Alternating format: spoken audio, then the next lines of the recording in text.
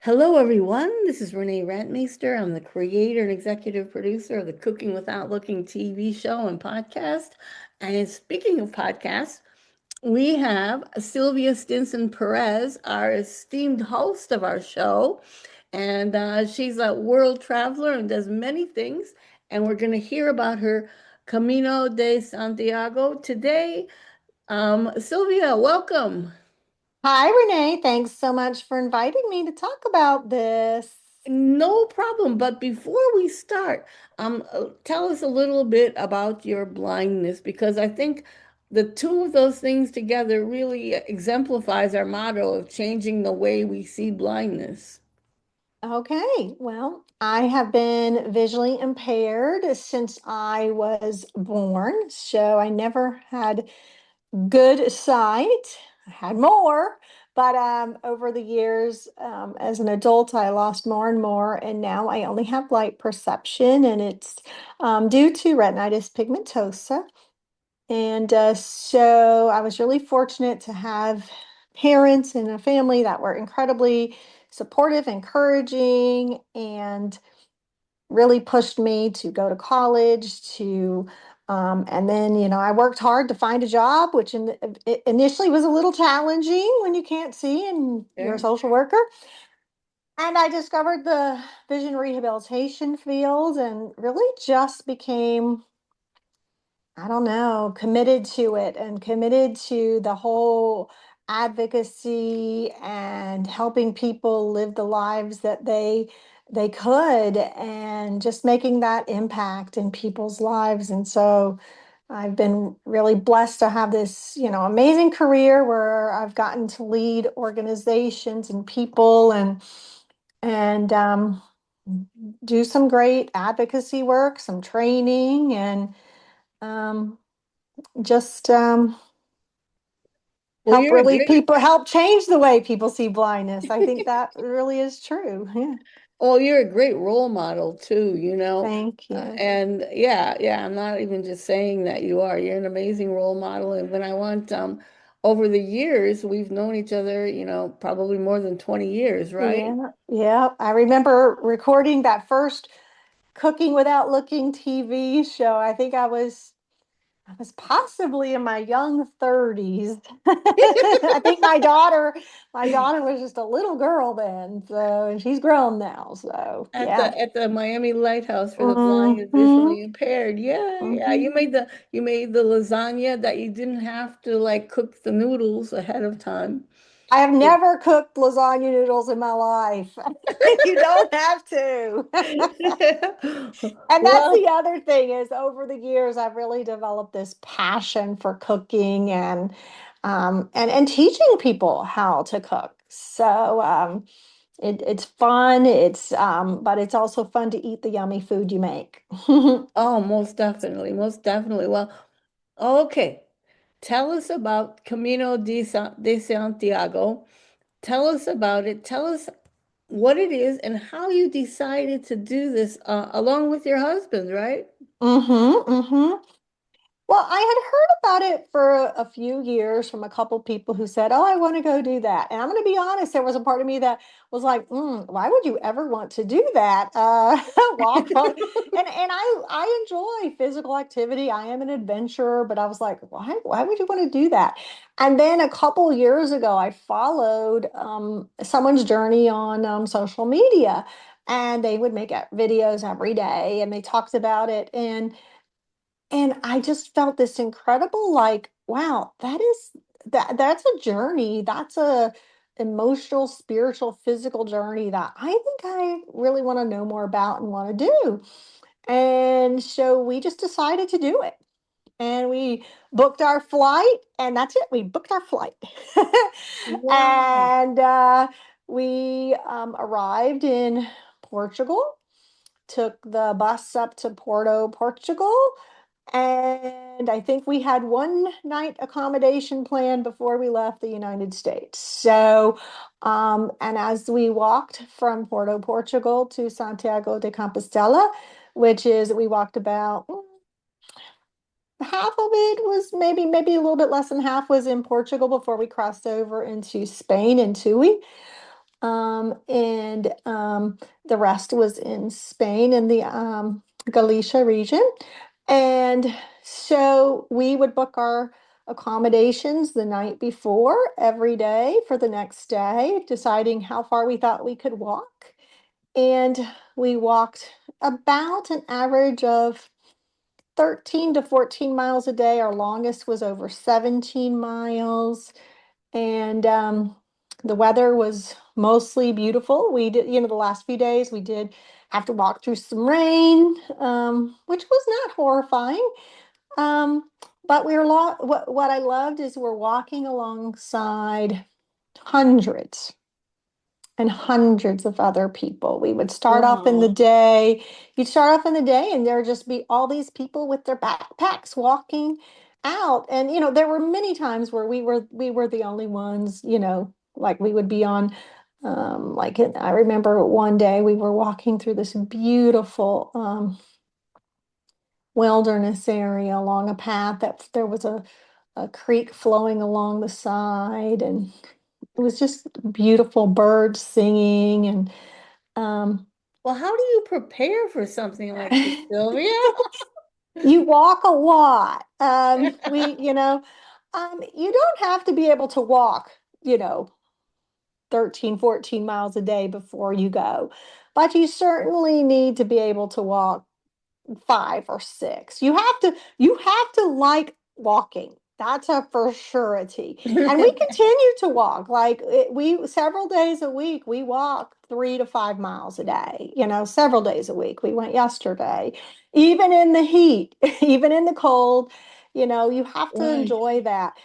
You have Um, to like the and outdoors for sure, right? yeah, so you have to like the walking. You have to have the right shoes, socks, right clothes, all of that. And I mean, I'm not sure, I can't say that we got it all right because I definitely experienced blisters and I lost a couple toenails and I have continued to lose toenails.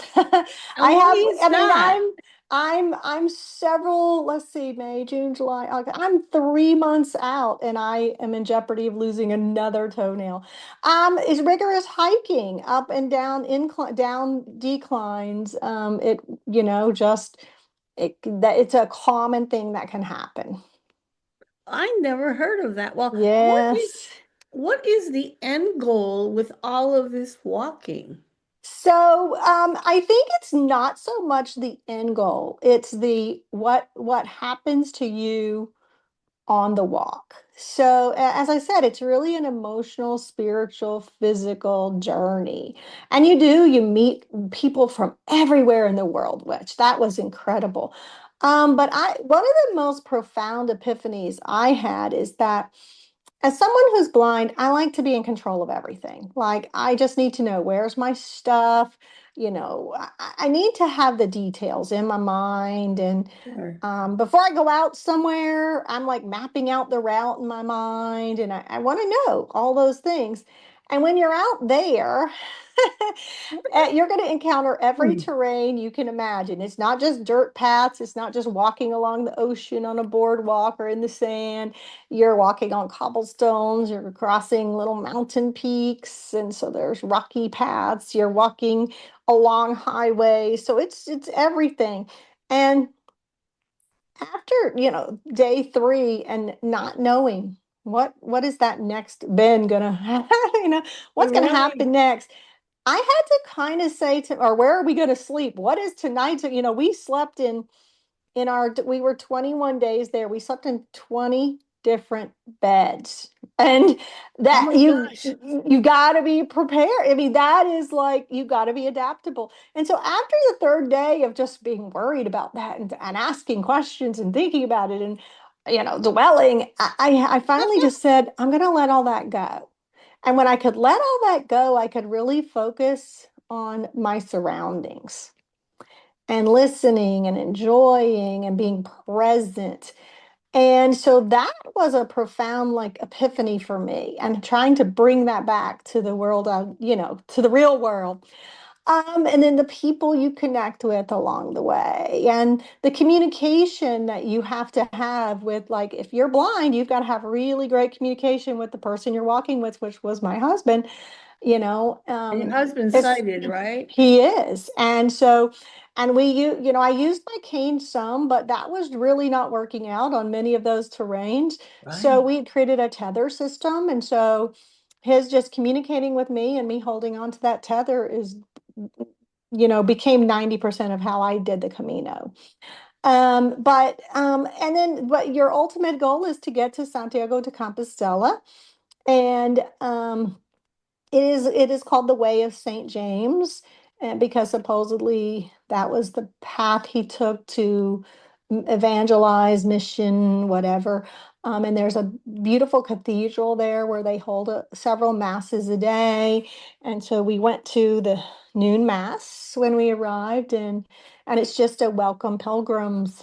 Um, and over 500,000 people complete the pilgrimage each year.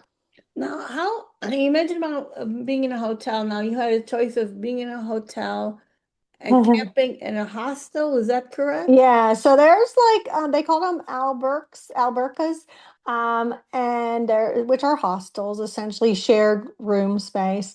And there's hotels, and there's homes that have rooms, and etc. So we always had a private room, and with the exception of one night, we always had a private bathroom as well. Did you have to And call ahead of time to make reservations, or it's just w- there? we made so to ensure that we had a private room and Oh my bathroom, we God. did ours either the night before or the morning of. And now we did not go during the peak season, so we went in late April, early May.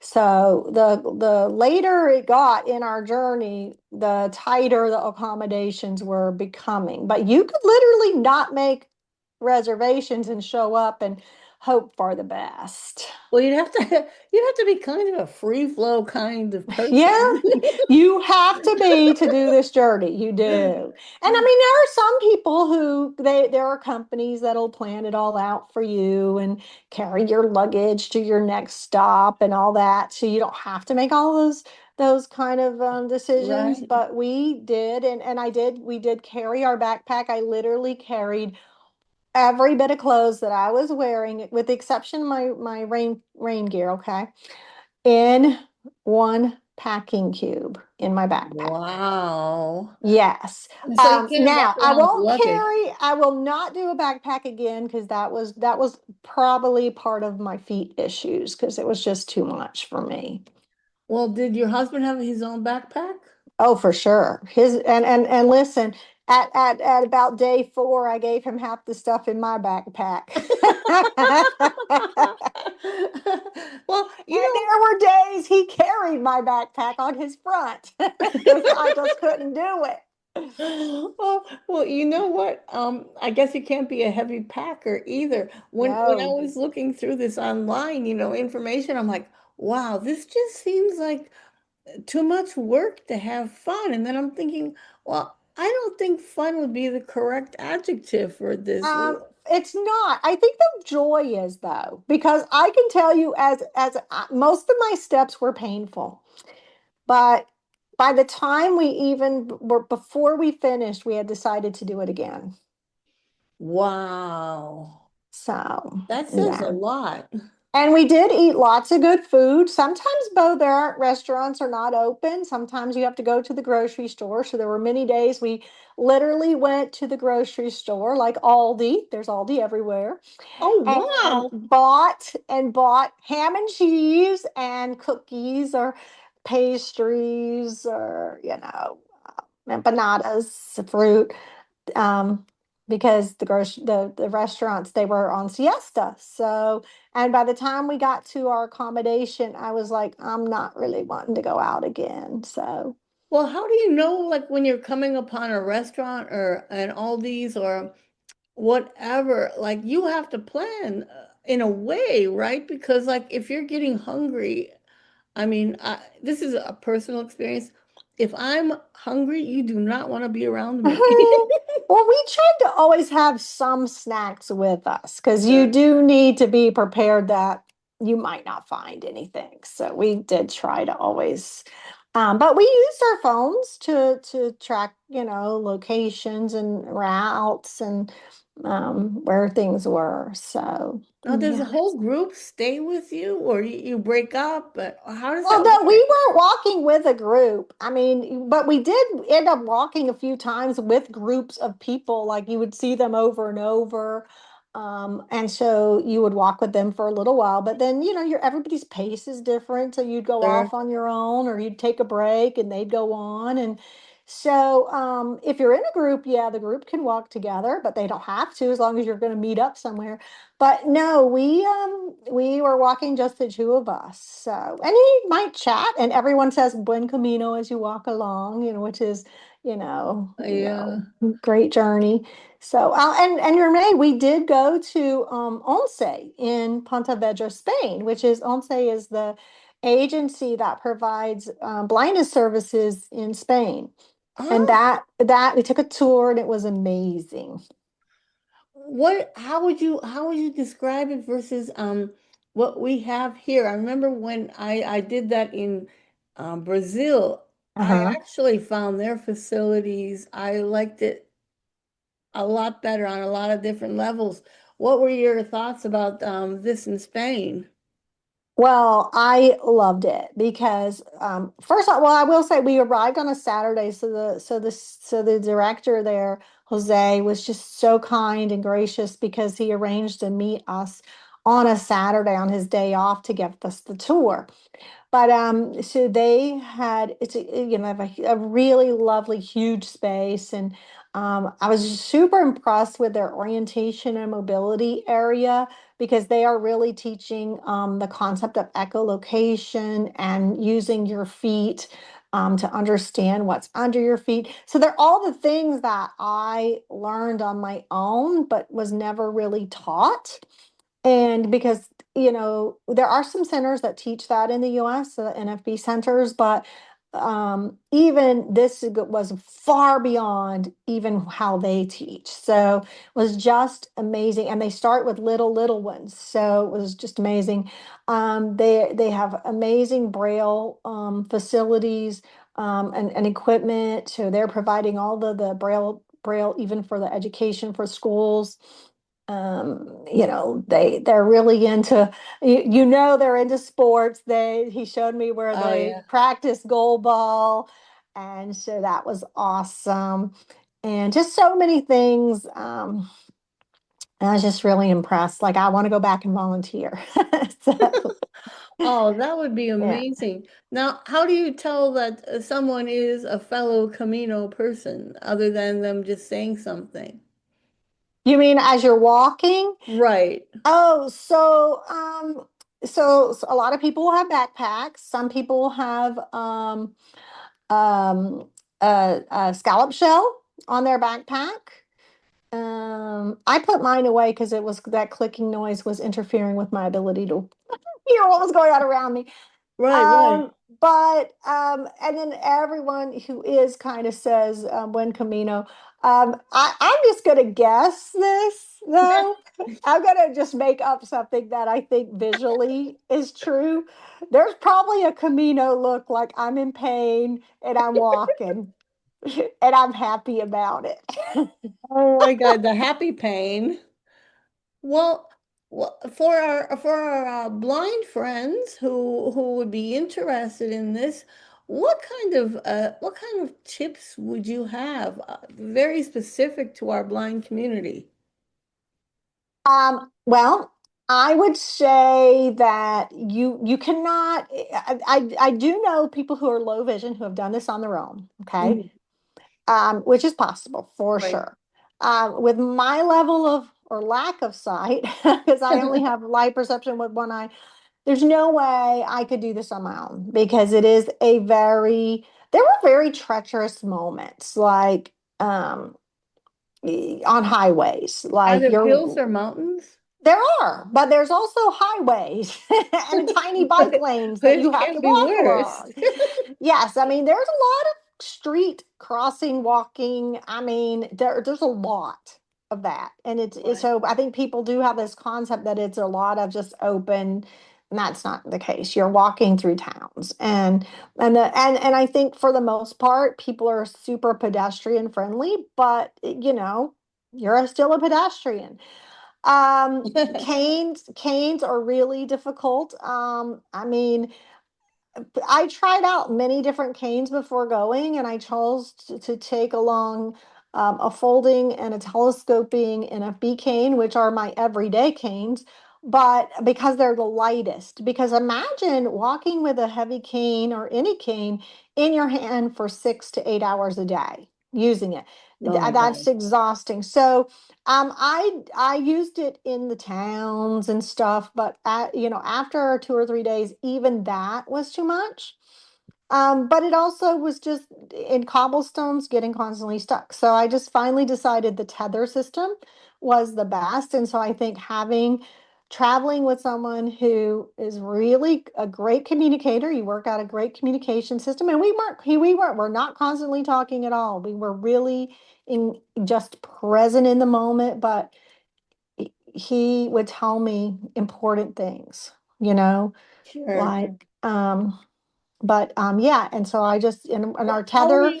a tether allowed me to be, really close, but I could be up to 4 feet away as well. How were you tethered? Like with like a rope or something around your Mhm. waist? No, so we had a little tether tied to his backpack, and I could pull it as long as from I could either hold on to the backpack, which had a couple spaces if I wanted to be really close, and there were times you needed to be like along those highways, or if you're crossing the little mountain areas where you need to be a little close. And but in other places I could let the rope pull out to like 4 foot.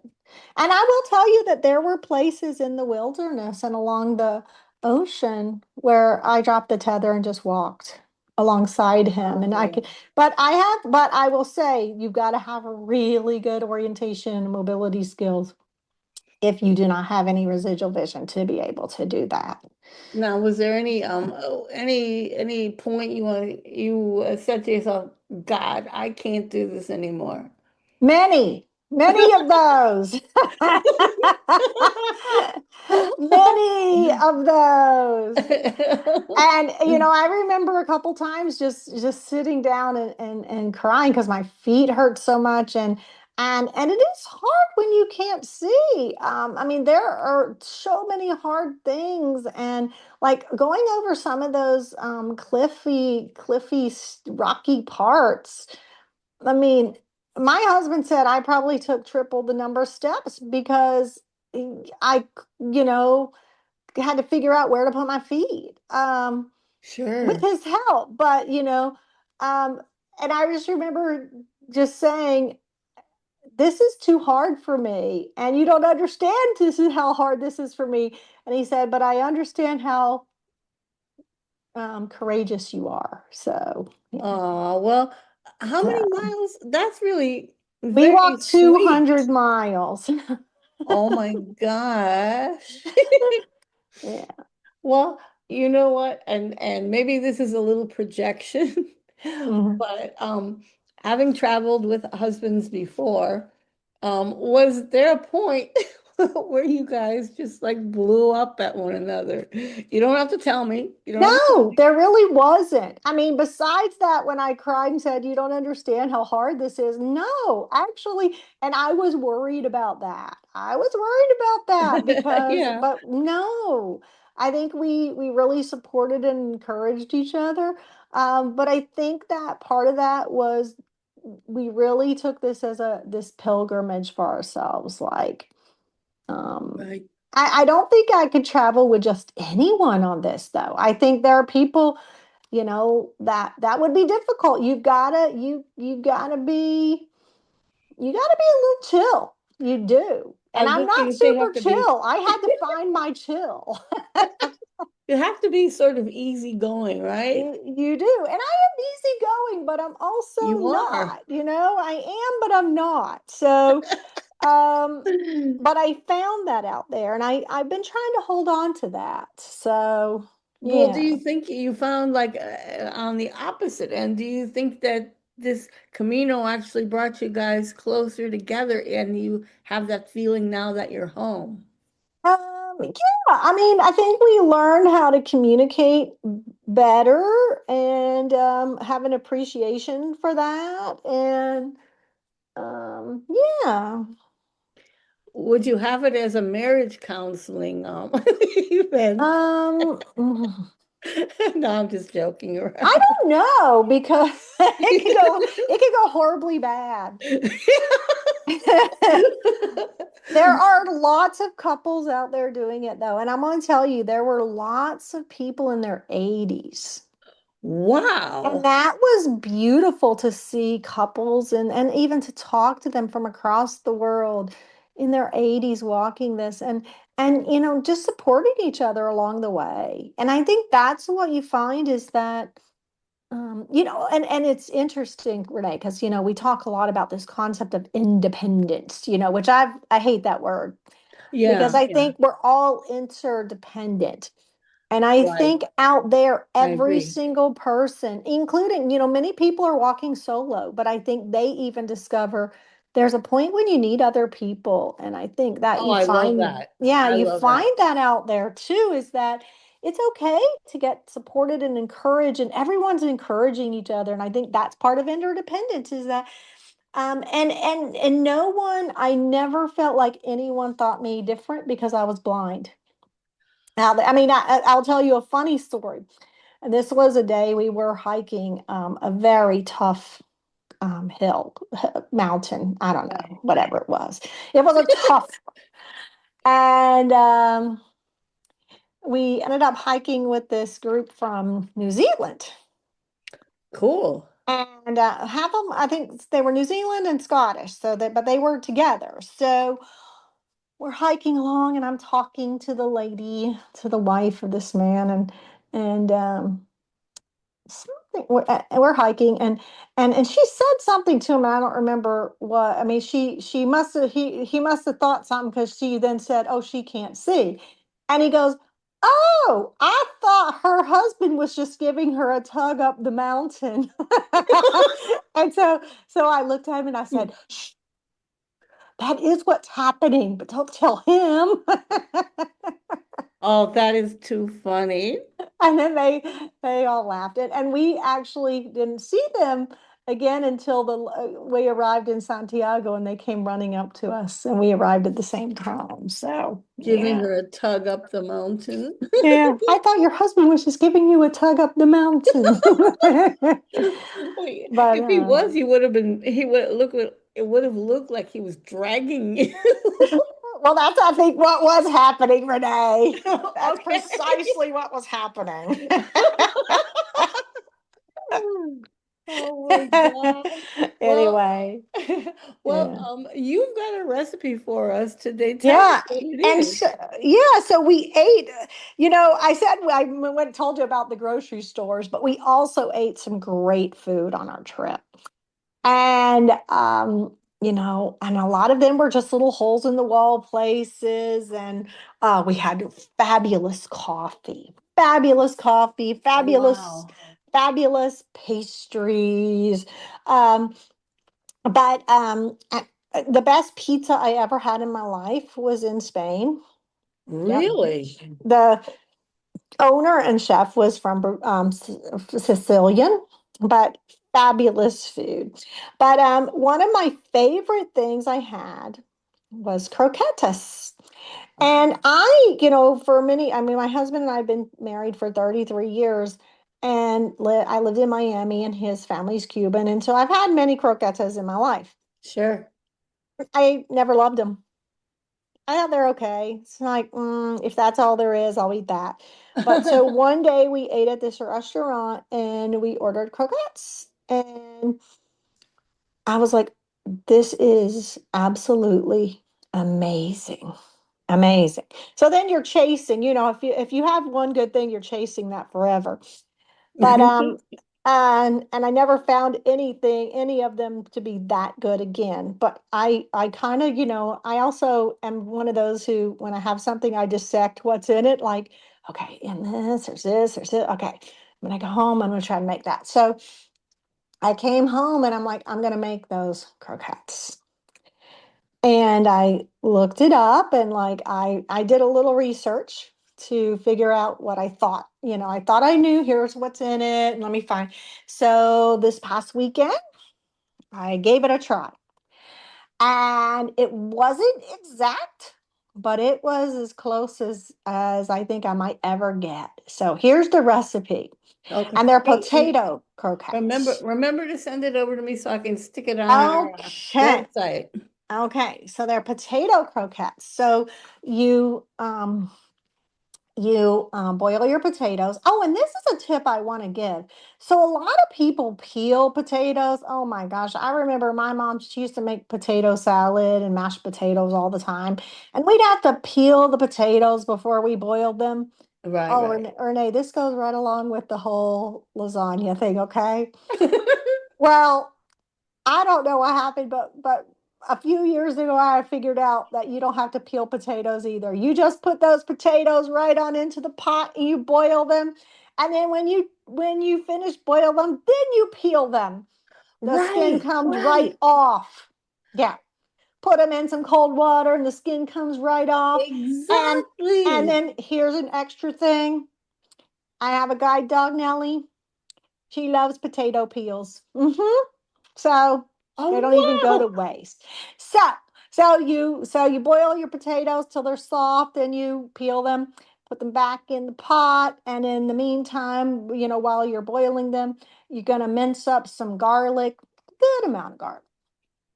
And so then you mash up your potatoes. You don't add anything, no broth or milk or anything, just your potatoes. And you're gonna add some butter, the minced garlic, um, some pepper, like ground pepper, Hmm. uh, nutmeg, a little bit of Ooh. nutmeg, and cheese. Now, the kind of cheese you're supposed to have is manchetta, but I can't find that anywhere. So I did like is it pepperoncini cheese? Oh yeah. Oh, Mm-hmm. picorona. Yeah, pepper, whatever it is. Yeah, Yeah. that. But you can use Parmesan. You want something that has like a lot of flavor, a lot of Right, flavor, so right. sharp. Like I might next time even use some sharp cheddar and Parmesan. So you don't want something sharp. And then you can add some Serrano ham to it. I did not do that this time.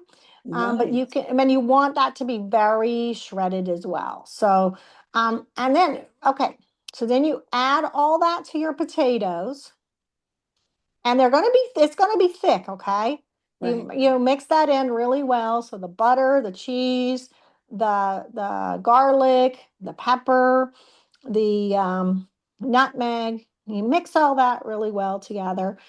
Then you put those potatoes, you ready for this, in the Okay. refrigerator. Yes. Then after they chill, then you take them out and you roll them up into little balls. And you need to have your little frying station ready, because you're gonna, deep fry them with some very hot oil, canola oil, olive oil, whatever. But before that, you need to dip them into first flour, then an egg, and then breadcrumbs. And we got some spicy breadcrumbs. So Nice. you dip them, dip them, dip them, the three dips, throw them in there. And what I learned is that when something is cold like that, it won't fall apart in the oil. Now, do you leave them before you put them in the oil? Do you leave them sit for 10 or 15 minutes? Nope. You Oh, pop them wow. right in. Cool. You dip them, dip them, dip them, and throw them right into that oil for 3 to 5 minutes till they're crispy on the outside. Which I did 4 minutes. And so if they were bigger, I did the four. If they were smaller, I did 3 minutes. And I just timed it. So So it's essentially like mashed And potatoes, right? delicious. It sounds really delicious. Delicious. And Picorino. then the potato part inside was creamy Oh, and the outside was crunchy. I was Mm-hmm, thinking of the cheese picorino. That's what I was thinking of. mm-hmm, Oh my God, that sounds so good. And it's mm-hmm, potato. Like mm-hmm. you can't beat that. And if you want, you can put a little ham in there. Yeah. Or Oh, bacon bits. I don't like bacon really, so I wouldn't put what? bacon. What? I don't like bacon. I don't know if we're doing this anymore. All right. Tell me you don't like chocolate, Bacon, and this is I like done. bacon on its own.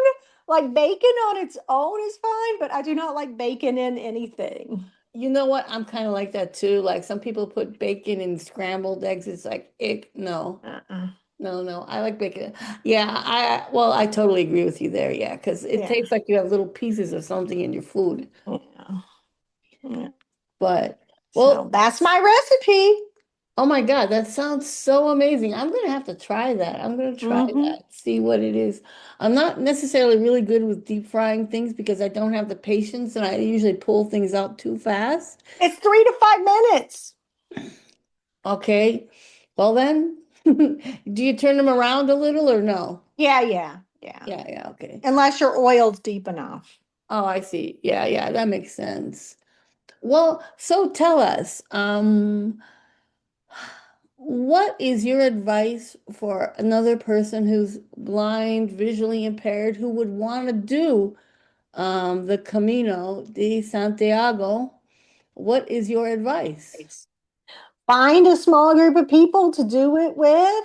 Start walking. Get really comfortable. Like when I walk now, I walk on my own. I walk with my cane, all on my own because it really does help you develop the skills that even if you're walking with a tether, you still are using all of your skills. Like absolutely using all of your skills. So, um, but um, but I'm always just going to say, go for it. There's so many things that we think we can't do in life, and we don't get out there and do because we could get hurt or lost, or you don't want to get hurt too bad, but uh, you know, life comes with risks, and I like that.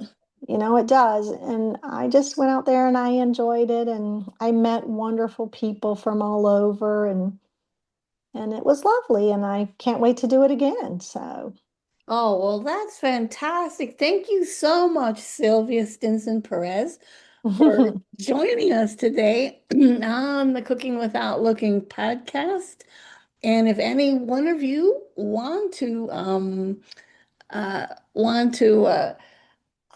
have this recipe or any other recipe and some kitchen hacks, go to our website at www.cookingwithoutlookingtv.wordpress.com.